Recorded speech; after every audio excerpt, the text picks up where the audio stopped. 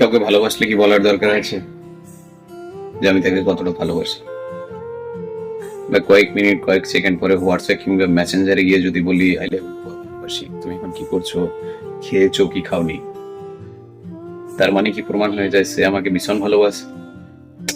কোনো, ভালোবাসাটা হলো মনের অনুভূতি, মনের ফিলিংস, যে আমি কাকে ভালোবাসি।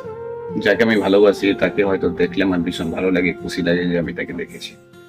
আর যদি আমি তাকে না দেখি, হয়তো সারাদিন ভাবি তাকে আমি দেখতে পাইনি, সে কোথায়, একটা মনের মধ্যে একটা ছটফটা নেই তাকে দেখার জন্য। হয়তো কখনো কোনো টি স্টলে, চায়ের দোকানে, বাজারে, কলেজের পাশে হয়তো আমরা দাঁড়িয়ে থেকেছি। সে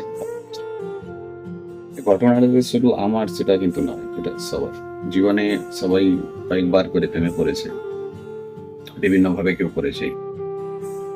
স্টুডেন্টের প্রেম, কেউ বা করেছে হাই স্কুলের মধ্যে প্রেম, কেউ ইউনিভার্সিটিতে গিয়ে প্রেম। প্রেমে সবাইকে পড়তে হবে, কেউ বা প্রেম করুক বা না, তরফা বা দুতরফা।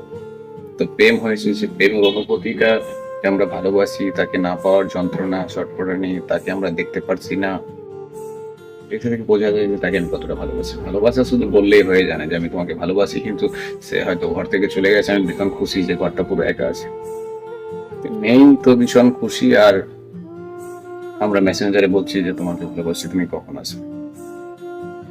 কিন্তু ভালোবাসা ভীষণ কঠিন পায়, যন্ত্রণা, তাকে না দেখতে পারা তো মনকে বাকুল করে ভীষণ ভাবে।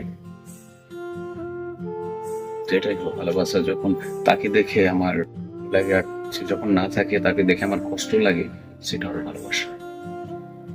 তো ভালোবাসাটা বোঝার জন্য হয়তো কাউকে ভালোবাসতে হবে, ভালোবাসাটাকে বোঝার জন্য মানে কষ্ট পেতে হবে, ভালোবাসাটা বোঝার জন্য হয়তো অনেকটা আপসেট হবে যে আমি সে আমার সামনে নেই, তাকে আমি দেখতে পারছি না, বা যাকে ভালোবাসতাম সে এখন আর নেই, সে চলে গেছে। যখন ভালোবাসা থেকে কষ্ট পাওয়া যায় তখন বোঝা যায় যে ভালোবাসাটা কতটা গুরুত্বপূর্ণ আমাদের